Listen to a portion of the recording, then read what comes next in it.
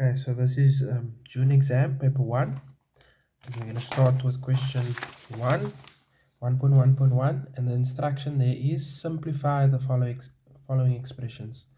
So in this problem, we're going to multiply out the two brackets. Yeah? So I already did this one.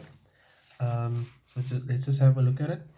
So we can start with m, and m needs to multiply with all three terms in the second bracket. Yeah? That's why I have the arrows over there. So m times m squared gives me m cubed. M times negative 6m mn gives me negative 6m squared n. And then m times negative n squared gives me negative mn squared. Right, so now I'm done multiplying in the m with all three terms. Now I move over to the negative 2n, and I need to also multiply that in with all three terms in the second bracket. So negative 2n times m squared gives me negative 2m squared n. Negative 2n times negative 6mn gives me positive 12mn squared. And negative 2n times negative n squared will give me positive 2n cubed.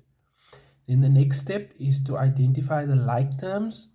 So negative 6m squared n and negative 2m squared n are like terms. That's why I made a little block around them.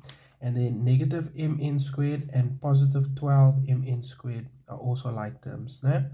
So now m cubed, there's no other term with an m cubed, so that will come down as is. Then the next one, these two I need to add together. So negative 6 and negative 2 will give me negative 8m squared n. And these two, 12 minus the 1 will give me positive 11mn squared. And then the 2n cubed I can also just bring down. And that is my final answer. No? Okay. Right. Then the next one, 1.1.2. I need to simplify this. So we need to, it's very important, your factorization here. You need to be able to identify what type of factorization you're going to use where. Yeah? Very important. Okay, so let's start. So the first one, we actually can't factorize that one. Yeah? So that's going to stay as is.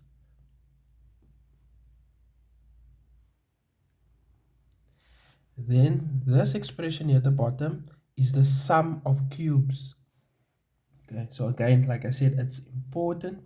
First of all, the first, let's say, hurdle to accomplish or to get over to answer the question is to identify and then to know what type of factorization I'm going to apply. Né?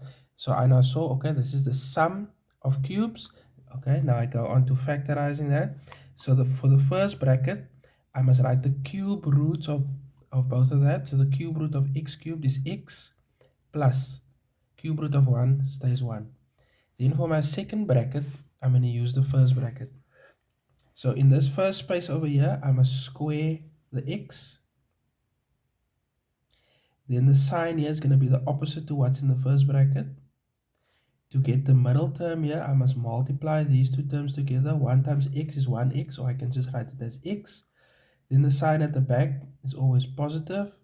And then to get this last value here, I must square the 1, and 1 squared just stays 1. Right. And here, I factorize that just by taking out the highest common factor, which is 2. So that's 2 times x plus 1 over 2x. Right, now I look what I can cancel in the numerator and denominator. So what is the same? That and that is the same, so I can cancel out that. X plus 1 and x plus 1 is the same. So I'm left with 2 over 2x. The 2's I can also cancel, 2 and the 2.